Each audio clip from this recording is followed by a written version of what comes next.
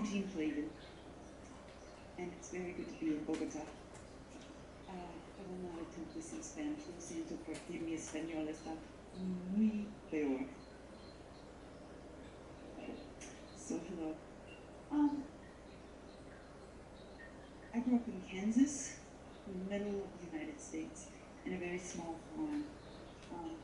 And so it's really odd for me to be here and to see hear some of these discussions and see some of these displays and feel a sense of connection that I haven't felt in my entire life when I've gone to conferences in the United States. So I just want to thank those of you who are putting the issues of land and the relationship to health and history. And I want to move this along, but I also want to know that one of the earlier speakers, I'm really sorry we don't have translation available. But one of the earlier speakers spoke of the importance of revisiting our history, particularly those of us who, I've learned that it wasn't just that my family were homesteaders, it was a form of settler colonialism. So that was a complicating factor. And I realized that that's actually been my whole career, my whole life, is now relearning what I thought I knew about something. What else did I think I knew? What other history was I not aware of? What other implications? And so that's really going to be part of what my remarks here today are about. So I grew up on a farm. I'm now a sociologist in New York City. I moved to New York in 1995, 30 years ago, half a lifetime, with my PhD in sociology and justice. And my life and my career was shaped by the first friends that I made there, champions of harm reduction and champions of reproductive justice.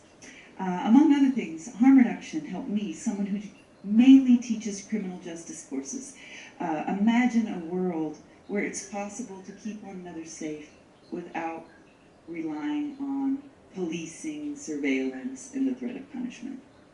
And as mentioned, my entire career has been some form or another of unlearning, something I already knew or thought I knew, and harm reduction has been a big part of that. And so even now I'm wired for hope, or at least for promise, despite the direct attacks on sociological and scientific thought. And I'm going to begin by just briefly talking about the ideology that is really common in the United States, the individualistic cult of the individual that defines and underpins the United States response to social problems. And instead, and I'm going to talk a little bit about some of the consequences this has for women, but I intend to spend most of my time piloting the idea of another frame that I thought, or another metaphor that we might use to kind of counter this current fixation on women's bodies and wombs. And it's a concept I'm calling the societal rule.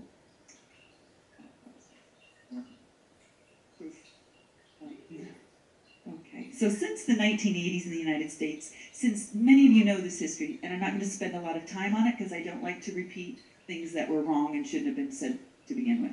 Since the 1980s in the United States, sensationalized false narratives like the crack baby hysteria have painted poor women and black women as threats to society. These controlling images fueled a campaign of policing and punishment and organized social abandonment and neoliberalism. Now, pregnancy happens inside a person's body, and many factors may or may not affect a fetus. But the drug war propaganda capitalized on this United States ideology, this emphasis on individualism. It also capitalized on capitalism, to use women's use of drugs to actively distort the American public's understanding of what actually shapes maternal and child health in the United States. And they did so with devastating effect. And I think we're going to hear from people on this panel who will speak to some of the ways, not only in the United States, but elsewhere. This is it. Okay. So, for example, researchers at Pregnancy Justice, which was founded by Lynn Paltrow in 2001, have documented nearly 1,800 arrests of pregnant people, overwhelmingly women, whose pregnancies were treated as part of a crime. Typically, the only evidence is a single positive drug test. In most of these cases, there was no proof of harm. Just the possibility of harm was enough to bring charges of crimes like child endangerment. Now, it's not only the direct consequences that disturb me, and again, I think Lynn's going to speak to some of these, but these arrests and the media coverage that accompanied them, and often parroted, just echoed what the prosecutor said. And this is something I think we often overlook. Every time we're focusing on these arrests and these prosecutions, and we see the media coverage, it entrenches dangerous myths about health, drug use, and reproduction. And these are some myths that we might even ourselves sometimes be susceptible to. And the point I want to make here is that these arrests contribute to a dangerous narrative that the state can and will hold women uniquely and criminally culpable for something that is biologically impossible, to guarantee that every pregnancy results in a healthy baby. That is a biological impossibility. And we are arresting and prosecuting women who, and again, we can speak, the most common outcome in these arrests was a healthy baby. But still, it should be chilling to us that women are being expected. Babies are not, okay, wait. Today in the United States, right-wing politicians and lawmakers continue to prioritize policing of people's bodies and the use of state-sanctioned violence to keep people safe, while they ignore real, actual threats to the health and lives of the people we expect to reproduce.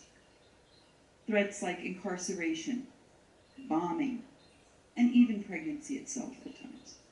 And this is where I want to introduce the societal womb. Babies are not just the product of individual wombs. Babies are the product of a societal womb, the environments where their parents grow up, live, work, breathe.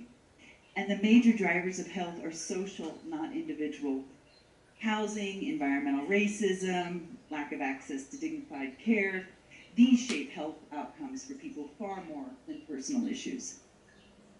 So this applies when people use drugs, and this applies to pregnancy too. In fact, during pregnancy, the most common direct causes of injury and death are medical, not moral.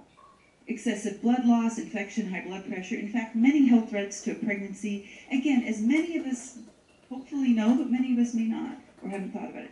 Many threats to a pregnancy, like heart disease, a weakened heart muscle, diabetes, but also partner violence, mental health conditions like despair, problem drug use, those typically pose an actual risk of worsening, they typically existed before the person became pregnant, and there's a good risk that they will continue and possibly even worsen.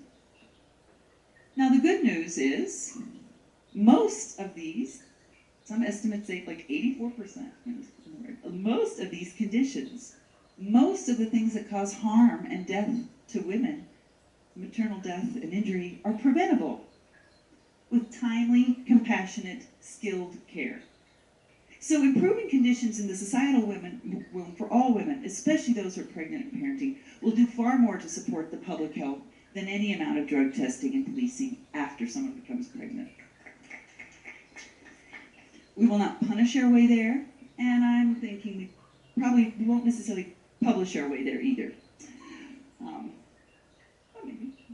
So one antidote in my remaining time to the cult of the individual that lets governments off the hook for providing the social supports.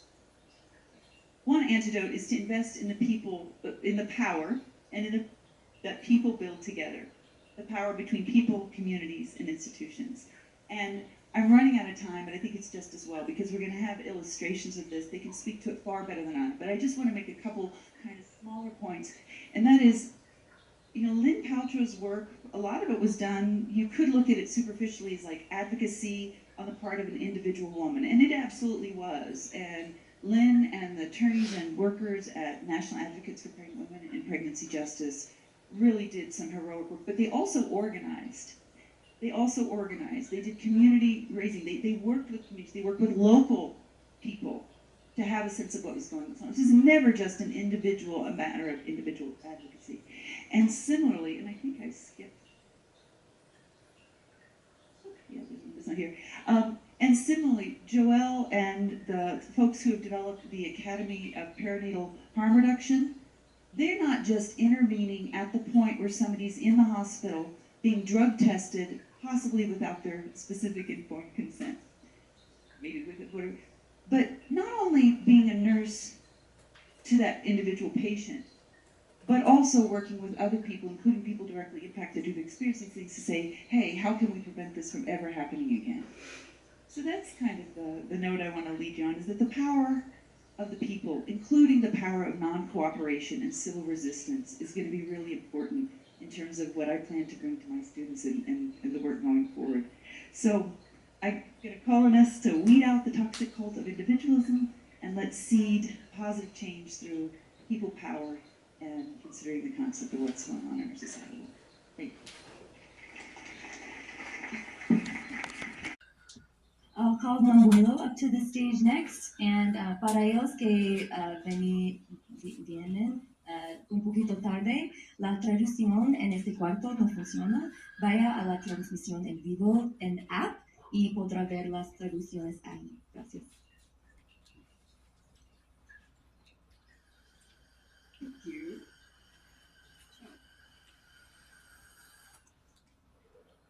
Sometimes when the young people have spoken, you don't know what to say. It's like saying, let's go home. My name is Nombulela Mphuma. I am from Johannesburg, South Africa. I work as an advocacy officer, but I always call myself an activist. So I'm representing women who are not here. I wish they were here to speak for themselves. However, I've sat down and said, what do you want me to write? And they said, please do this and like this. So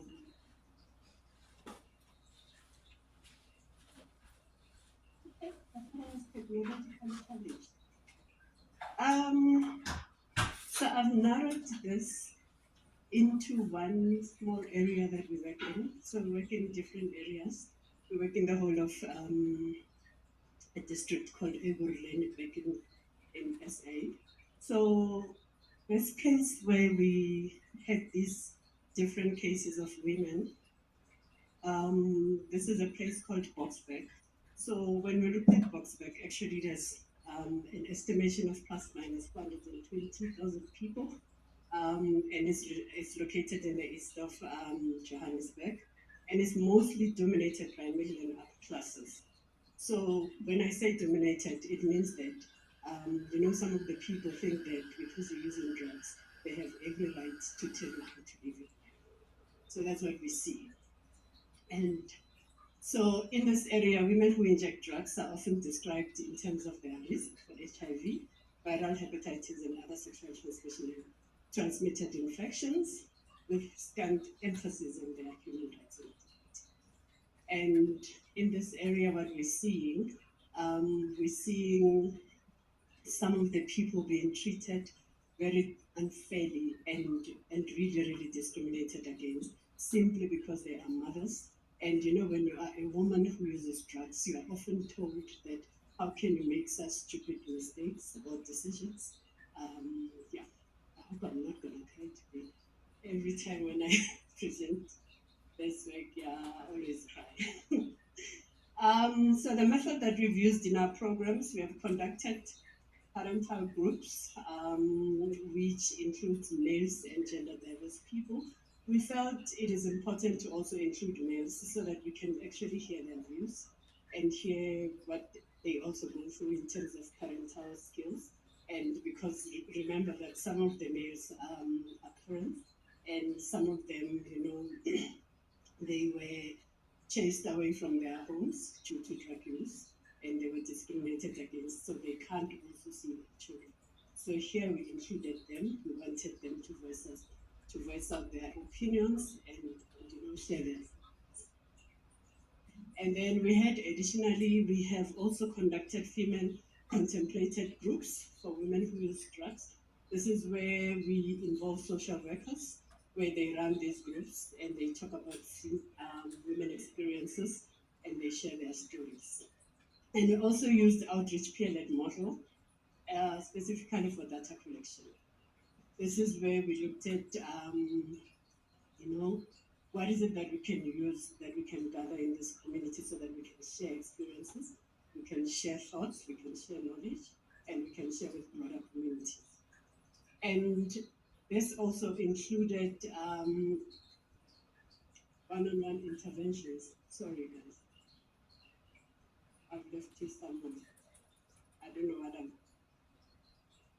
Okay. And this also included one-on-one interventions where we had one-on-one counseling sessions with women who use drugs so that we can, sometimes when you have to be put in a group or when you are put in a group, you can't actually share your feelings because of you don't want to be discriminated against or you don't want to be judged by your peers. So you'd rather share in a very confidential platform. Um, So the harsh realities that we find on the ground is that women who use drugs face severe systematic barriers. And 30% of these females that we have worked with, their kids have been taken away by the Department of Social Development in our country, which is really, really sad. And these acts of violence discriminate harshly against women, and some of them, were left broken, humiliated, and declared unfit. They were declared to be unfit mothers by the court of law, which is a really, really cold and harsh reality. When you suddenly someone just says to you, I'm coming to confiscate your child because I always see you that you are always drunk, you can't even take care of your child. Your child is always, your child doesn't go to school, you don't feed your child is always dirty, and someone else decides for you. So these are some of the cases that we find on the ground. And some of their children are taken for foster care programs, and they are not taken because these women are volunteering to say, take my child to foster care programs. They are forced into foster care programs. And some of them go through adoption by the Department of Justice. They just, the court of law just decides that your child is going to be adopted by someone else. You don't know who this person is, you've never met them before, and you are just told. And some of the women have been coerced to go for rehabilitation programs. You're finding women who are forced they are actually told through orders that you are going to go for rehabilitation center, whether you like it or not. And some have been barred from interacting or seeing their children. What we're finding is that some of their children were taken to foster care homes. The court have told, the foster care parents or the homes that this woman must never ever be be allowed access into the foster care places unless she goes for rehabilitation. So this is a story of a 29-year-old mother of 5. Her name is Jane. This is not her actual real name. So what had happened to her, they have taken her children. She has 5 kids, and her 2 last kids were taken away. And the younger one, the youngest, there was a social worker who just came in, and this lady just said, legally, the private social workers are not supposed to remove children. However, here, she was a private social worker who came into the home and just said, I'm removing your child. We need to appear in court, in 2 weeks' time. And, she said she looked at the letter, it had no stamp, and it had no date. There's no office address. But she couldn't fight because she was scared that what if I fight and I get arrested? Would I be able to survive in jail? And she said, looking at my child being taken away at 2 years, it really broke me into pieces. And not knowing if this child I'll find her alive or this child I'm going to find her dead. In 2 weeks' time, so she contacted our program, and we managed to look at the letter and try to find, the letterheads and stuff like that. So we went back to the court just to find out if there is really a case that this woman, has to appear for. And unfortunately, we found out that yes, there is a case. However, not they did not follow the right processes and the right procedures. So by the time we get to court and by the time of what we found out that the actual presiding magistrate is friends with the lawyer of the person who is to adopt the child. So these are some of the cases that we had to deal with. And unfortunately, by the time we came in, already this magistrate had given an order for this child to be removed. However, now it is up to us as a program on how do we then intervene. So some of the things that we have done with Jane's case, sorry, I keep on forgetting you. So some of the things that we have done with Jane's case, we went back to speak to the magistrate, and the magistrate just told us that the only thing that I'm going to do is to listen to you if this woman comes to the court clean, and if she comes to the court sober. And we said, but what evidence do you have that whenever she appears, she's not sober? And what do you mean if you say you want this woman to be clean? Are you saying that because she uses drugs, she's not clean? Is that what you mean? Is there a certain law that says you can only assist a woman if she takes a bath and if she rehabilitation? And the magistrate says, there is no law that says that, but I will be the first magistrate to do it. They say I'm left with 2 minutes. So then some of the things that we have done with some of these cases, including Jane's case, we worked with the paralegal attorney just to, render us legal literacy group for women so that we can empower them. We worked with the paralegal attorney just to, render us legal literacy group for women so that we can empower them. And we took Jane through psychosocial support, especially during when the child was taken away from her. And we also assisted with court prep because we had now to go look for representation for Jane. We had to go look for pro bono attorneys that can be able to assist Jane. And we had now to go back to DSD and say, DSD, you are going to give us the file, so that we can see on which merits and on which grounds have you taken this child away. And if you say the private social worker has removed the child, it means some of the legal forms were not submitted. So we required to see their file. And it was a bit of a hassle. However, we ended up advocating and saying we are not leaving your office without this file. And she gave it to us.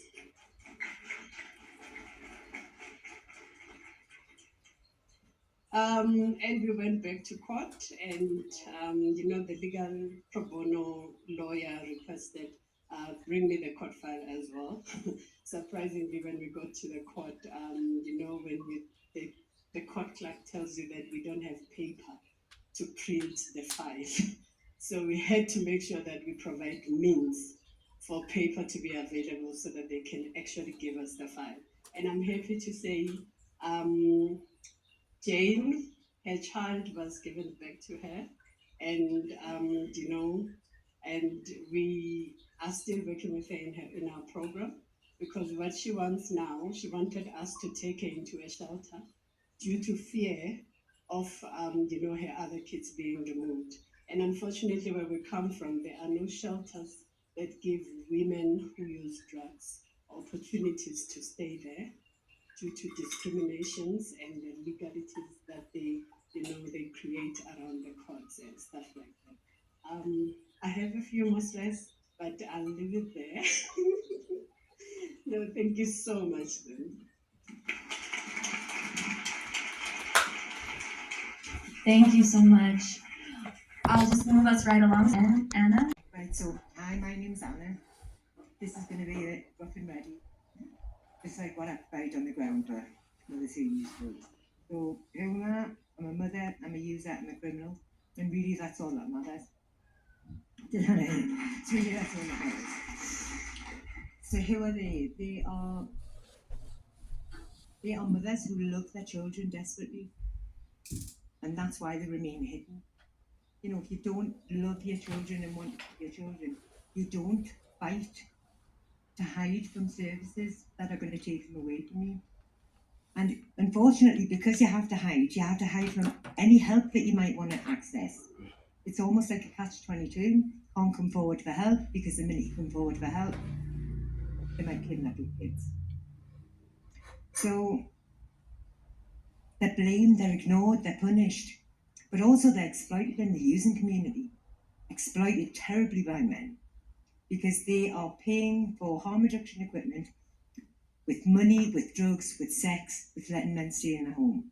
And it does happen all of the time because they can't go into chemists. They can't be seen going into their local chemist and asking for harm reduction equipment.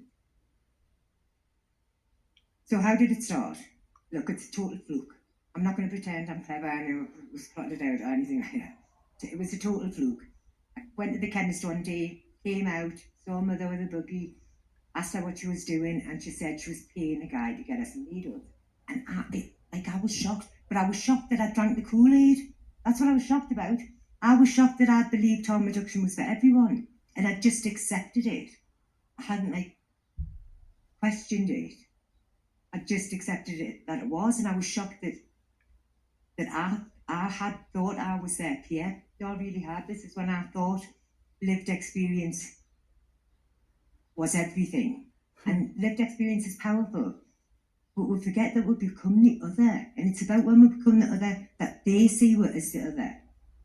You know, we can call ourselves their peers, but it's about how they see us. So I was devastated that I deluded myself.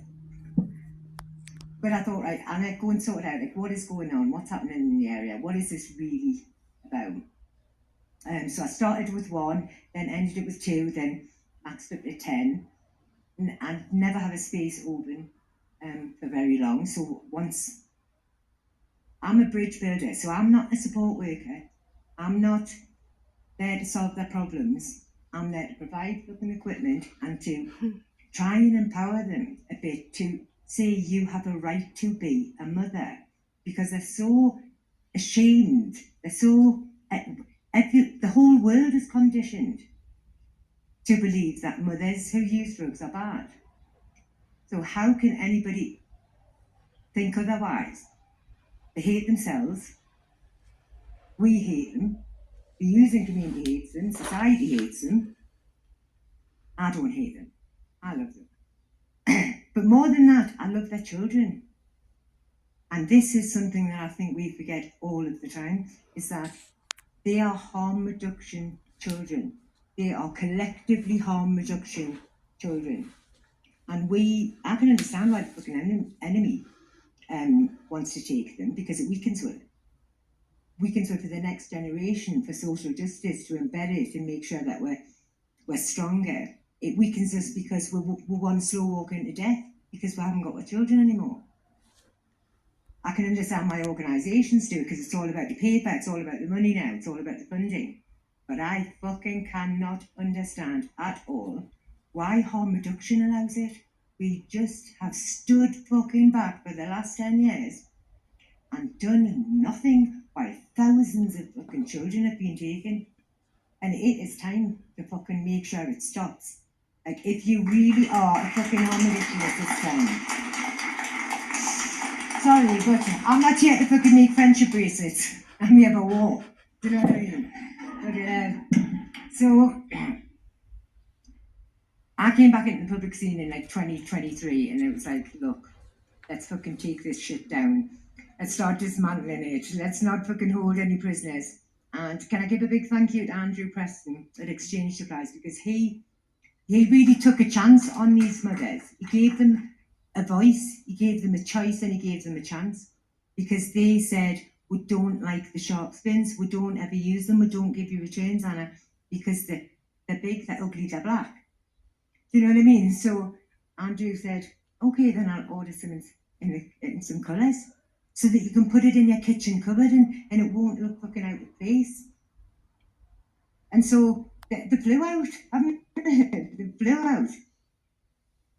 And this is what I mean about, I don't want to fucking hear, I don't even know, I don't want to hear from somebody who was here fucking injecting 15 years ago about the sharp spins now. And we have prioritised that lived experience. Like, it has a powerful place in its lane. But living experience is where it's at. We need to have that fucking inner voice all the time. And all I am is a bridge builder. That's all I am. Because I think that's what we're missing. Was that bridge builders, we're expecting bigger, yeah. And it's like, if they trust me, then if I pass them to somebody that I trust, do you know what I mean? Like, it has to go along the line like that. So, exchange supplies, end-to-end, hit and release. Decided we're just going to fucking take the abstinence fuckers down. Probably radicals, couldn't bear them any longer. I couldn't bear them sitting at home. You know, and defending harm reduction, for fuck's sake, I'm not defending harm reduction. There's evidence, there's years of evidence why are we still having to defend and qualify and quantify. You know what I mean? That's what I'm saying. No, I don't know how to do this, sorry.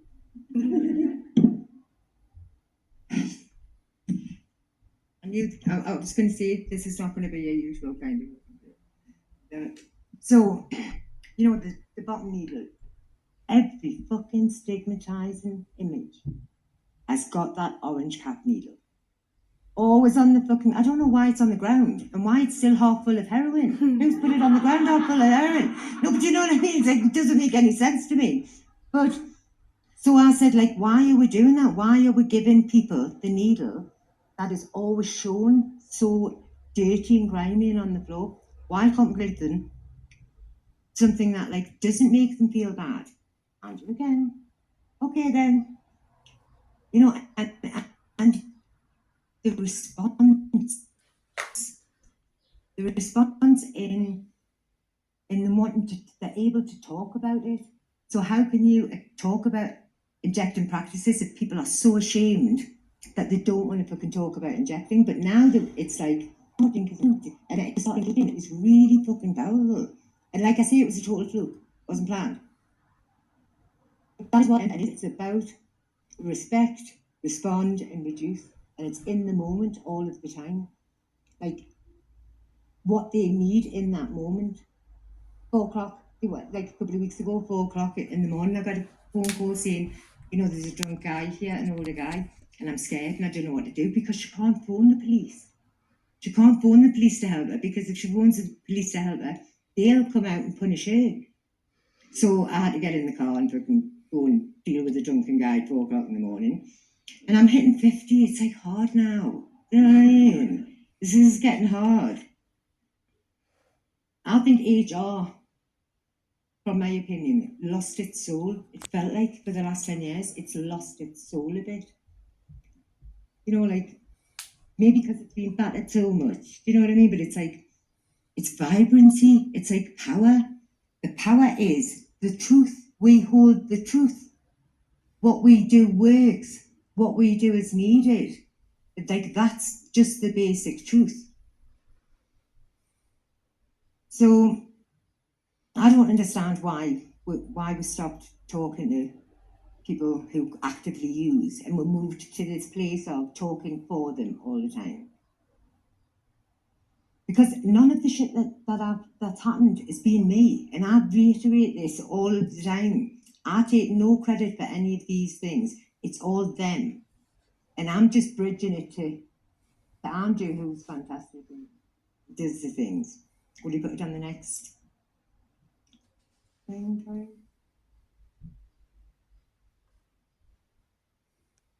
So, first time in 30 years, to change the game in terms of gendered injecting equipment. Because women have got a different vein structure. What the fuck are we doing?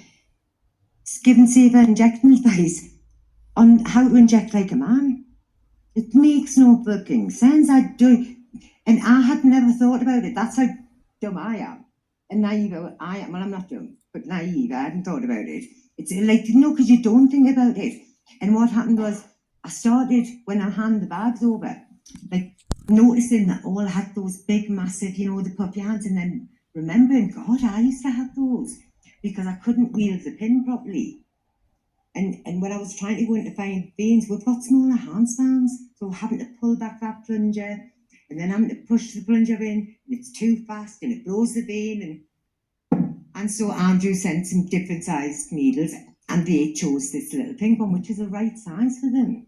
And again, it's flown out. Now, I will say, I don't care what the fuck the needle was made for. I don't care. It was apparently made for what? Botox? I don't give a fuck. Doesn't matter. The orange ones were made for insulin. I just care that it works and that it fits for them. And they chose it. Do you know what I mean? And they don't have puffy hands anymore. And I think it is again another shameful thing that they have to say all of the time. The hands. And so it has made a difference. They do feel different. Can I have the next slide? What are these people? What are they? What are they? Right, okay, so do I give out, it's illegal to give out crack pipes. Do I give out crack pipes? Of course. Do I give a fuck? No. Would I go to jail? Yes.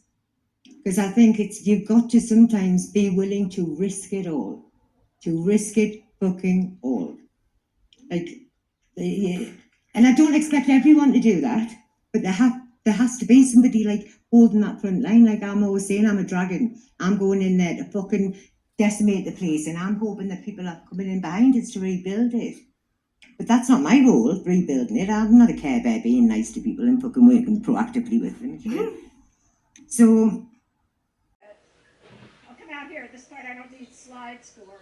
I'm Lynn Paltrow. I have spent decades I started out as a lawyer defending the right to choose abortion, and then I got a lot of cases where anti-abortion arguments were being used to hurt women who didn't want to end their pregnancies. So they were cases in which somebody was being criminalized because they experienced a miscarriage or a stillbirth. Or they were criminalized because they had an abortion or it looked like they had an abortion. Or they were criminalized because they gave birth and allegedly did something wrong or potentially harmful while living while pregnant. But do me a favor, raise your hand if you know somebody who's been pregnant. Look around the room. Okay, raise your hand if you know somebody who's used drugs. Look around the room. What I want is human rights for everyone, for all people, including people who use drugs, including people who have the capacity for pregnancy. And I think we can win and ensure both if we recognize the connections and if we build the solidarity that we need to make the changes that we will continue to need and we have to defend. Did you get it fixed? A little bit, not really. But thank you for trying. Hey, see? Hey. Lower voice. Closer. It's still, maybe it's a little less fuzzy. All right, here we go. So, in 1973, the United States Supreme Court issued the ruling in Roe v. Wade, and they recognized a fundamental right to choose abortion. But it's a mistake to think that the court gave it to us. It came about because the people flexed their muscles and took collective action. 200,000 to over 1 million women each year had abortions before Roe v. Wade. And they weren't doing it as collective action, but it had the effect. And in fact, I think it's a kind of civil disobedience. They didn't do it for a political reason, but if you look at the Gandhian definition of civil disobedience, the risks that they took that affected their lives because it was the right moral judgment fills the definitions of civil disobedience. 17 states before Roe had either decriminalized abortion altogether or had at least made it more accessible. And more importantly, there were a whole lot of things going on that were called back then self-help, but I think we would properly call them harm reduction today.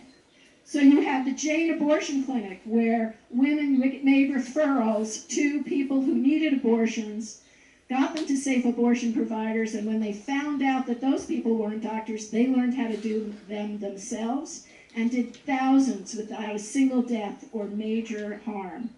Clergy members announced that they were going in 1969 to tell their parishioners where they could get safe abortions, even though doing that was an act of civil disobedience. That was Reverend Howard Moody and Arlene Carmen. I have to say, I knew about their work for years, but the first time I met Reverend Howard Moody was at the 1999 U.S. Harm Reduction Conference. And we came there, and I came there both because we recognized the connections between the movements.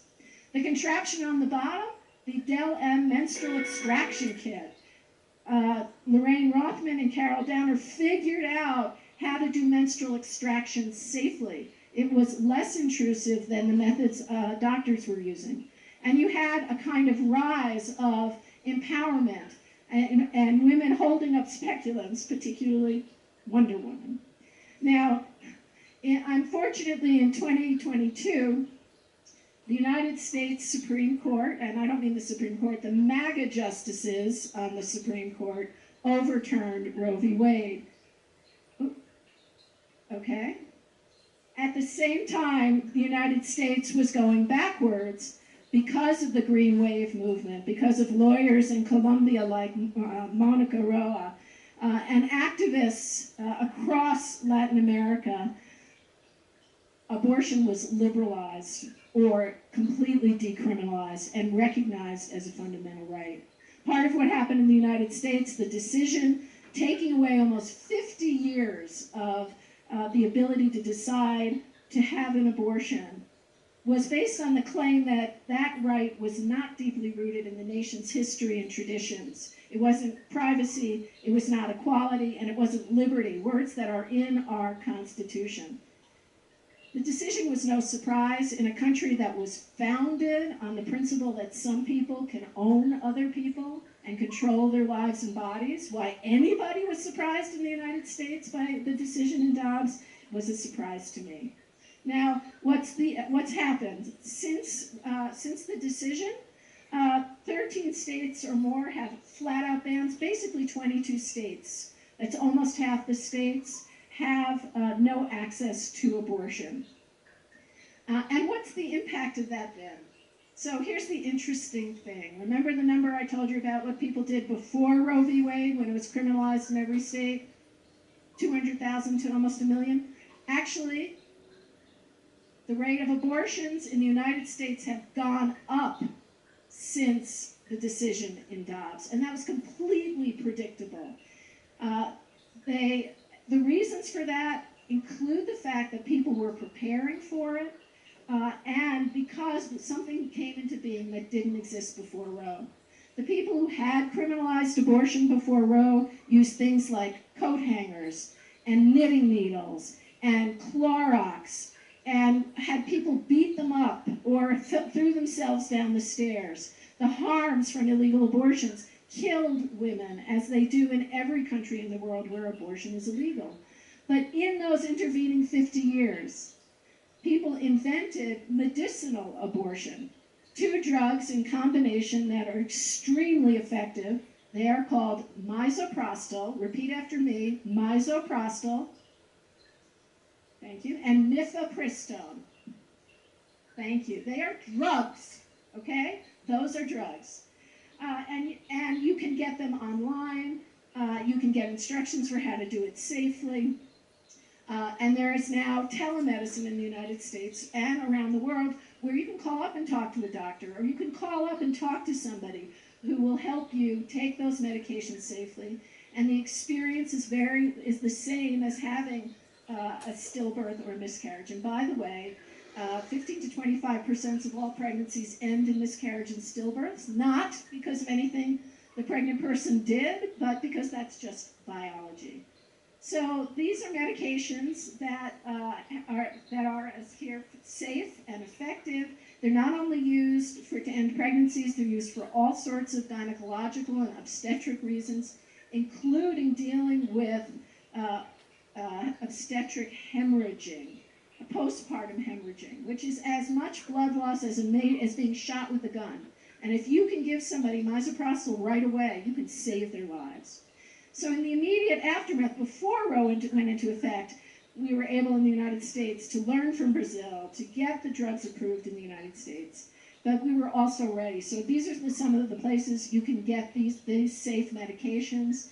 There are people in Mexico who immediately started doing accompaniment with people to get abortions. Okay, so here we go. So they are safe. They are protecting women's lives. Let's find a way to stop them. And one way in the United States is to put into effect an 1873 law, Comstock law, that made it a crime to send obscene materials through the U.S. mails, and obscene materials included abortion. Now that hasn't happened yet. It's on the agenda of our current MAGA regime running our country. So before that got into place, one of our states, Louisiana, passed a law that reclassified misoprostol and mifepristone as dangerous controlled substances. Now, abortion's already illegal there, but they put them on the list of drugs along with opioids and methamphetamines and so forth. The problem with the response, one of the problems with the public response was they said, well, this is crazy. Louisiana shouldn't do this because these drugs are neither addictive nor dangerous. And that is absolutely true. But it reinforced the myth that the other drugs that are already on the list are uniquely addictive and uniquely dangerous, which is not true. Because if that were true, then of course alcohol and nicotine and a bunch of other drugs would have to be on them. And the real reason most of those were put on those lists were to be used as mechanisms for controlling and oppressing certain groups of people. So you criminalize certain drugs, and then you can go after black people or civil rights protesters or whoever. Now, the thing about Louisiana is they were really not the first. As Professor Flavin mentioned, we did a study, and that's been going on. States have been using a variety of laws for many years in the United States to penalize people that would not be a crime, making things a crime, using existing crimes to punish people in relationship to their pregnancies, sometimes because they had an abortion, most of the time because there's an allegation that they used a criminalized drug. One of my cases not long ago was one in which a woman experienced a miscarriage, stillbirth, and she happened to test positive for methamphetamine. Let me make sure you know this. There is not a single criminalized drug, except Louisiana, because they've added misoprostol and mifepristone, but not heroin, not methamphetamine, not cocaine. None of those drugs are abortifacients. So if somebody loses a pregnancy and tests positive for those drugs, it's completely coincidental. If those drugs, this is how I try to explain it in the U.S., if those drugs actually cause pregnancy loss, I'd be shipping them to Texas and the other states. So what we also notice, and has been pointed out, is that the states have criminalized, actually Louisiana was not the first state. Georgia has a misdemeanor dangerous drug law, and this woman was arrested for murder after she suffered a pregnancy loss, and they claimed she used those drugs. They dropped the murder charge, but continued with the threat of prosecuting her there. But what are the consequences of this? Better? All I'm hearing is buzz. Not even buzz. Okay. So these are drugs that normally they would have on the cart or in the nurse's pocket, so that if somebody does begin to have a postpartum hemorrhage, they can save their lives. Well, guess what? Now in Louisiana, before you can give that drug, you have to go to someplace where it's locked up, and you have to get a written prescription. And so maternal mortality, no surprise, is going up in a country where the maternal mortality is already, before all of this happened, extraordinarily high, and doubly and more so for women who are black and brown in our country. Now, the states that have criminalized abortion and have the highest maternal mortality happen to coincide with the states, in many cases, in which slavery had been defended. We have, as a result of our abortion laws, extraordinary maternal mortality, morbidity, and suffering directly from the abortion laws. And infant mortality is going up. It's not just moms. So here are the lessons. Guess what? Prohibition does not work. It doesn't stop drug use. It doesn't stop abortion. It is a tool of oppression, whether it's used in the drug policy context or in the reproductive rights, health, and justice context. Prohibition undermines human rights and public health. Harm reduction, compassion, and respect, as we hear every year, works. Let's save lives together.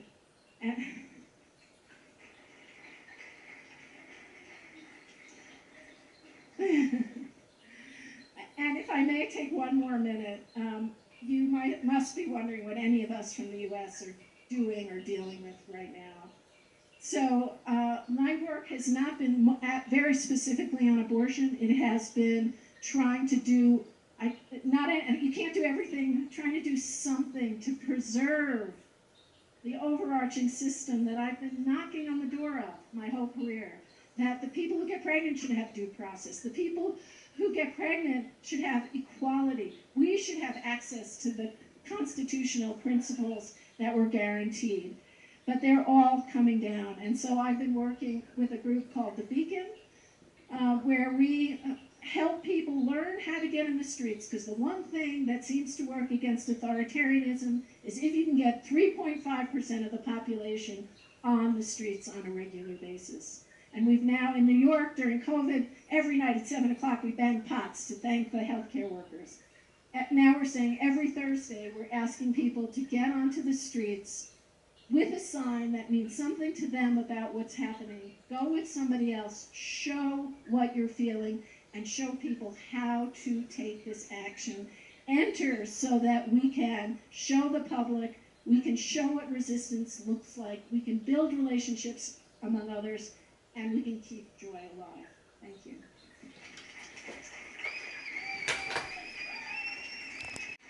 Now we can take some questions. All right, we have one already. Hi, Buju. My name is Philomena Kadai, and I come from the Bad River Band of Prairie Law. We have a statute in Wisconsin. It's called the Crack Baby Statute.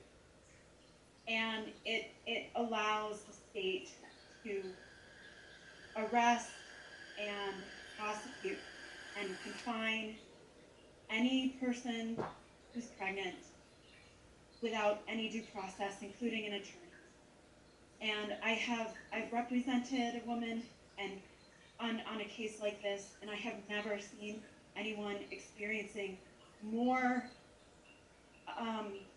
trauma from the system, and I come from Bad River, and we have so much trauma in our community. The police shot a 14-year-old kid dead, because he had a weapon, right? Just assassinated a young child. But what we experience in our community related to the statute is unbelievable. And my client did not want to, she didn't want to move forward with any kind of federal case or anything like that because she's so vulnerable. And that's been why this case is still on the books, because pregnancy it ends at some point. It doesn't last as long as federal case would, and so they say it's moot, right?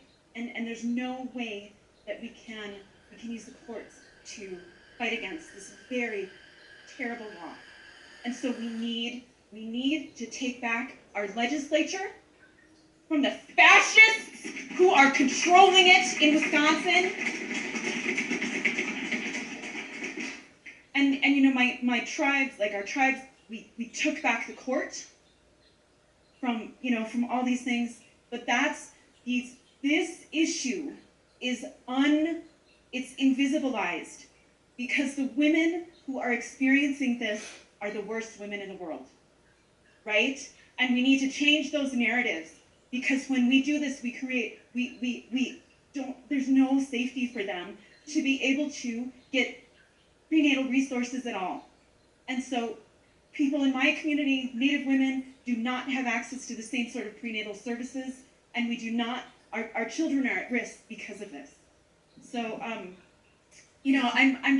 really like your point related to the need to organize around this, and the need to organize around these statutes that criminalize women.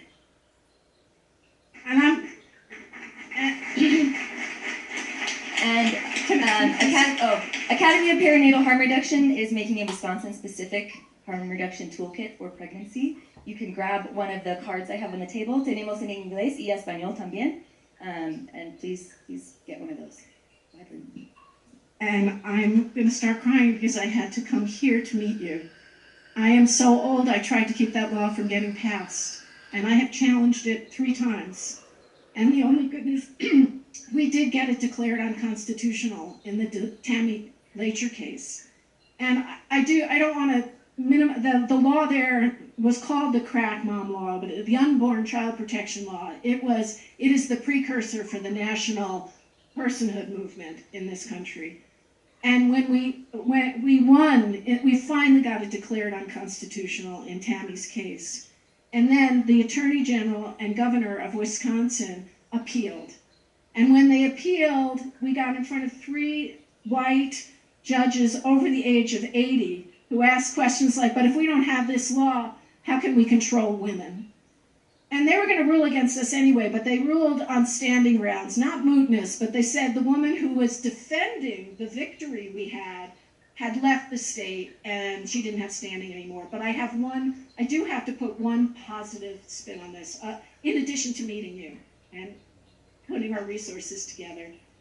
The Attorney General who appealed the victory that we had, and the victory was not overturned, it was vacated, so it's law to be used, was Brad Schimmel, who just ran to be on the state Supreme Court.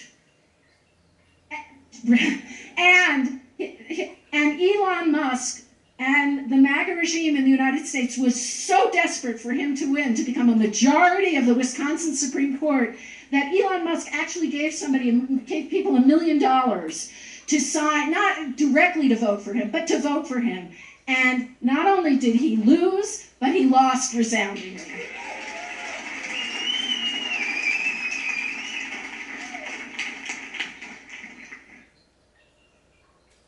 Hi, thank you. I'm sorry, I did catch your name from South Africa, but I appreciate your presentation. And I was just wondering, you mentioned mandated treatment for the participants of your program and women who use drugs or parenting people who use drugs. And I was just wondering what treatment looks like, or if there are programs that are available. Because I know here in the United States, treatment is mandated for pregnant people or parenting people, but there are no resources available. So it kind of creates a catch-22 for people. So I was just curious as to what that looks like where you are.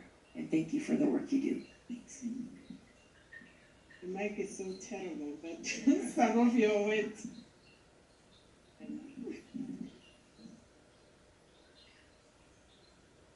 The mandated. Can you hear me now better, or? Okay, I was saying, I was curious as to whether or not you had mentioned that treatment was mandatory sometimes for pregnant people or pregnant women, and I was asking if there were actually treatments available, that instead of just mandating the treatment, actually having treatment available for pregnant people or parenting people or families. Because I know here in the United States it's mandated, but the resources aren't available. So it creates a real catch-22. It's kind of like, it's a no-win situation, and people end up getting their children taken anyway. And oftentimes they have a year before their children get taken in the child protective system here. So I was just curious as to what that looks like for where you are, and I thank you for the work you do.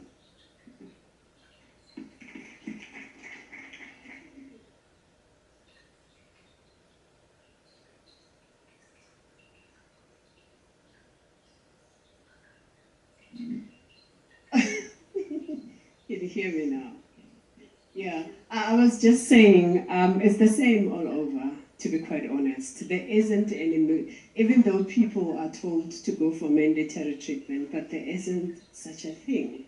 And, there are no places where we can say this is where we can go, that, we can give women this mandatory treatment that they want them to go through. It's just excuses that are made by, duty bearers and policy, and policy people who want us to do things according to their way or the way they think it works for the system. So unfortunately, there is none. And we are, it's us who have now to go on the ground and say, this thing is not working. And sometimes, instead of mandatory treatment, what they do is they just take these children, and children end up, getting lost within the systems. And we're seeing so many social workers changing jobs. And once you get to a point where you even want to go back and look at the social worker and find the social worker who actually did this case, you can't find them.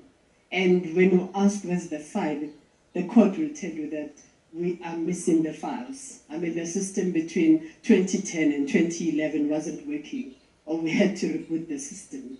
So actually, there is nothing out there.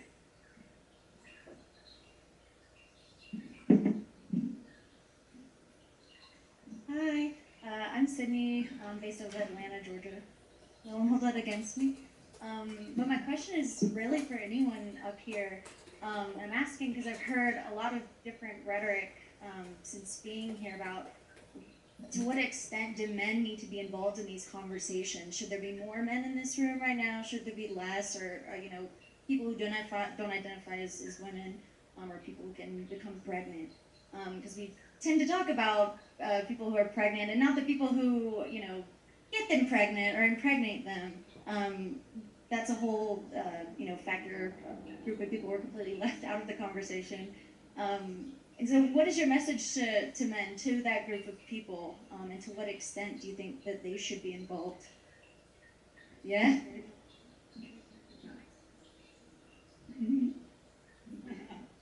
I've got no fucking message to them because they're not punished like mothers are. So it's like, I'm not going to involve them in the conversation at the same level because they're not equal. We'll talk about parents, but they're not equally punished and they're not equally treated like that.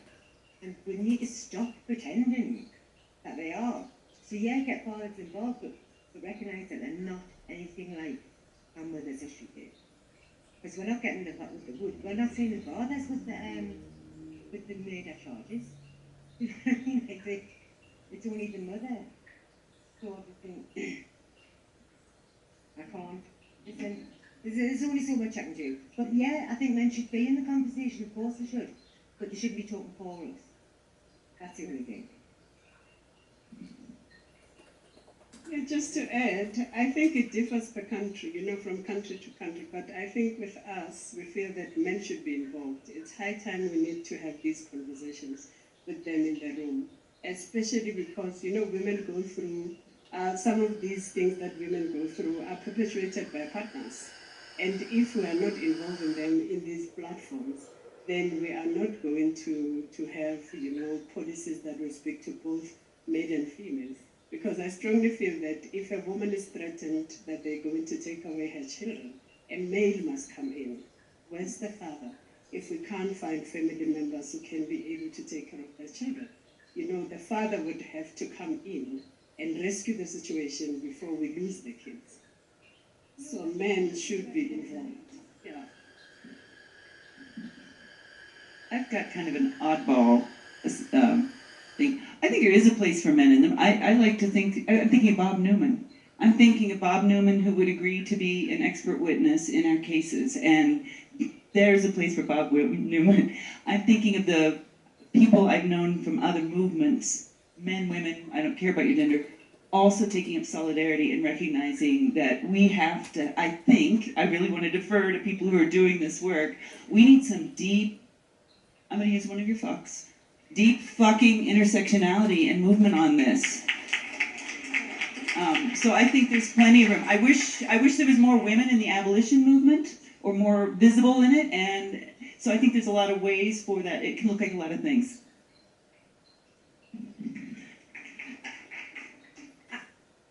Tomorrow I'll have a really better answer, but right now, first, we have to celebrate the people who show up. So let's do that first.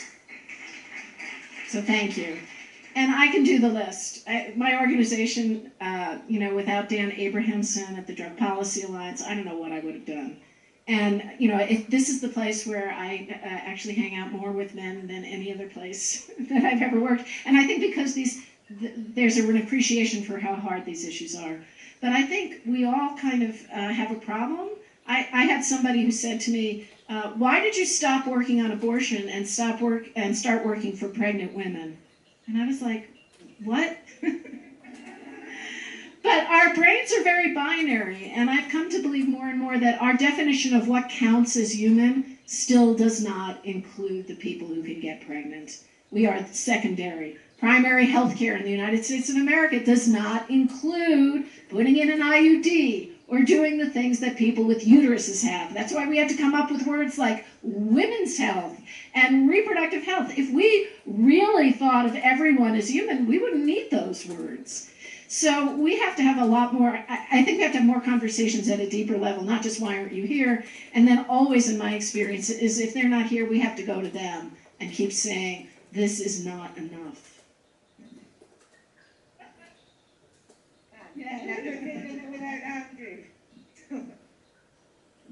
Andrew is indeed a man. Thank you, Anna.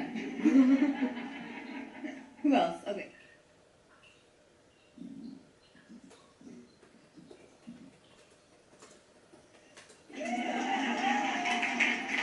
How you assume fast. Hi everyone, my name is Lucas Stevenson. I'm a sex worker activist. I recently joined the International Planned Parenthood Federation as their first community engagement lead, working with different marginalized communities. And I wanted to introduce myself. If you, at PPF, International Planned Parenthood Federation, we have 150 organizations across the world. Some of our members work with marginalized communities, some of them a bit less. So if you are from a country and you want to develop partnership, approach us, and we would love to do that. Unfortunately, some of our partners couldn't come from Sierra Leone or Liberia. But my question was, from your work, well, first of all, congratulations on all the work. And my question was, as a sex worker, I was interested to hear how you see the intersection of criminalization of sex work and drug use for the women you work with. And for example, you were explaining the Corn Law on like obscene material. And that is something that we've seen, that the laws against sex workers have been used to target marginalized women, migrant women, racialized women, women who use drugs. But there is still, even at this conference, I think there is one session that is just specifically on sex workers, where we know that the vast majority of sex workers and women who use drugs are from the same community. So I was wondering if you see a lot of overlap and how we can be better allies in these two movements. Thank you. I was so out of breath is the attitude. I think my shortest, pithiest answer would be that I see it also as criminalization often of survival. And I see it as a human rights issue. It's not just about survival. I want everyone to thrive, and I don't want to give up on that. So my short answer is I see it as a question of survival and being able, I don't even have the words, like to be fulfilled in your life, to have joy in the range of human experience regardless. So that's my...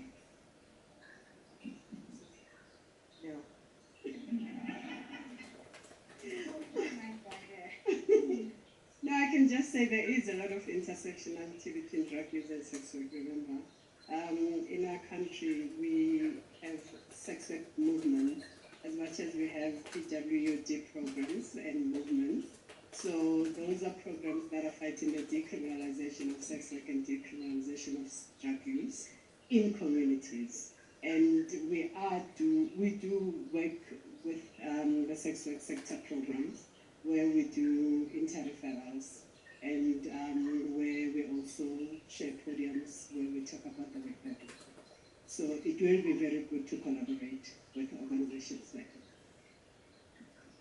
Can I just say, I think sometimes we separate ourselves, you know, like intersectional. Why are we not just all fucking doing it together? You know what I mean? Just as women doing it together, or separate. You know what I mean? Like we all have these labels, and it's like maybe that's what weakens us. Maybe that's what, because we're all up, yeah, and just say, let's fucking go and horse in and fry it.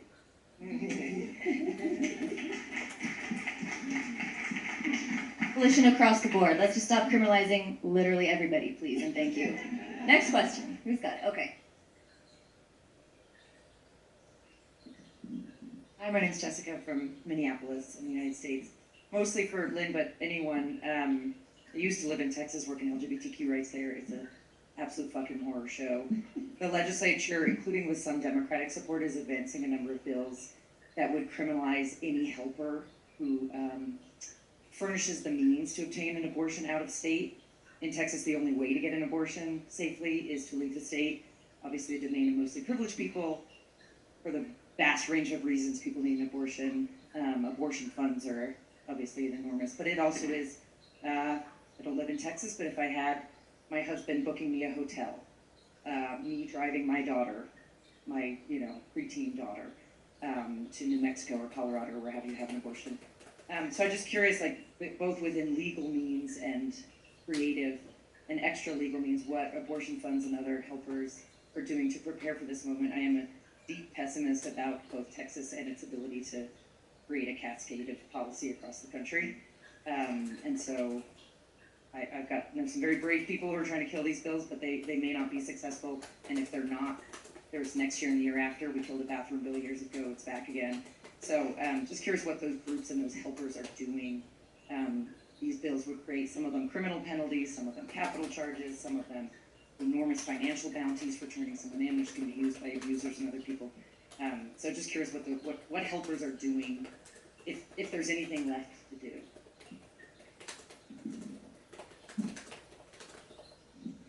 So I'm sure, I know that many of the groups, the Center for Reproductive Rights, Pregnancy Justice, the Lawyering Project are doing this as NACLU. I am a little skeptical about being, where we would go when a state does something wrong, you go to the federal. And, we're already pretty close to a fascist state where they've recently arrested a judge to intimidate the judges in the United States. So, what we can do though is connect. For example, among the first orders from the current MAGA regime were many to limit trans health care. And I went to a lot of rallies, and there were a lot of amazingly well-organized rallies and speakers talking about how pathetic it is that they're starting their attacks on trans kids, keeping them from getting the health care they need. And this is why we do have to work all together. My only frustration there was, wait a minute, Idaho and Texas and so forth are passing specific laws about travel or helping girls, young kids who get pregnant, and we're not connecting those issues, that these are attacks on young people. And so there are cases, they're going to challenge them. I hope there are enough lawyers to challenge them, but looking at the overarching system, we have to preserve a democracy, so we have some way to stop it. And we have to say, we are already here.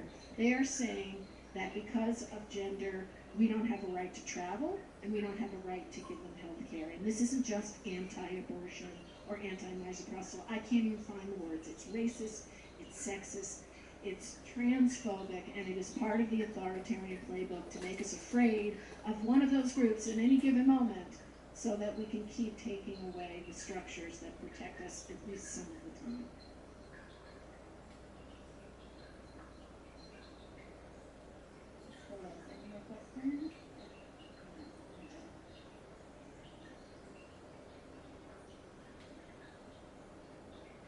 Thank you. My name is Leo. I'm from Mexico. My English is not good enough, so Google helped me to do this question.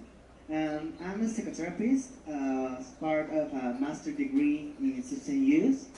And I recently had a class on smoking in pregnant women, and it was very dissonant to me that we were constantly emphasizing to pregnant women that their only goal of treatment was the abstinence. So I would like to know your thoughts on this. Thank you. I was gonna say, Joelle, do you want to weigh in on this? Because come on, Joelle, and yeah, Joelle is. So, yes. There's a lot of evidence that smoking after alcohol is the most dangerous exposure, more troubling for pregnancy than meth or heroin or any of these other things. However, we know that it's not that bad, right? We don't criminalize people, we don't take away their babies. We do encourage people to stop smoking. We know that any decrease in smoking helps. You don't have to aim for strict abstinence. We also know that the dangers of smoking are not really tied to nicotine. They are tied to inhaling the products of something that is on fire, smoke, right? So when we're thinking about harm reduction, we think about patches and inhalers, we think about vapes and e-cigarettes. All of these things are harm reduction measures, and we want to make sure that we're encouraging people to do harm reduction. We don't want to aim for perfection and leave behind all of these other options for steps towards better. Better is better, right? Any positive change. What was I gonna say about which? Oh, okay. So in terms of what people can do in Texas, I mean, there's so much good that actually has happened in the United States the last, I mean, not so much, but one of the promising developments is some of the things that defense attorneys are doing. Like, and I might have this concept wrong, but like civil defense and holistic defense. And so it's not just when your client shows up to Chris, it's everybody's family members or anyone who can show up that day. We're going to be there. We're going to fill the courtroom with people who are going to represent. Because again, it is so freaking hard to be there when you know, strangers over here, the judge, people give your own attorney maybe giving to stink eye. So there are things we can do, and one is show up when those proceedings are happening. Now, I think you would also probably say, hey, work with that local attorney, work with the local organizers. You know, is your enthusiasm and presence welcome? Are there other things that you could be doing? But I really think showing up in person or showing up, I mean, and even things like call, I mean, we've had campaigns, and it might be, I'm kind of like you, these are not big, lofty, making the news campaigns. It's like you call people like, look what's happened. Here's the number to the guy at the jail. Can you try to get her a methadone? I'm not saying it's the same as revolutionary change, but let's not count out the stuff that we don't need laws to do. This is called human, being human to one another. This is care. This is called. Well, change creates big change. We didn't do anything radical in the UK, but we just were able to smell it because we just fucking kept on going.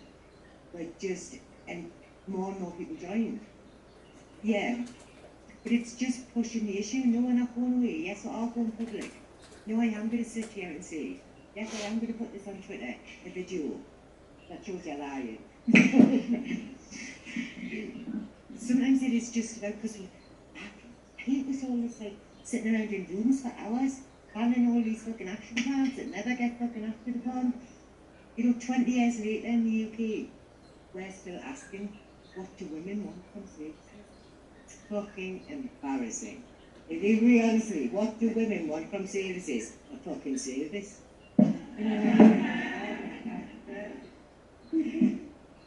We have 2 minutes. We can do one more question if it's super quick. All right, I think if we're done, thank you so much for attending our session. Please come by. I have got a whole bunch of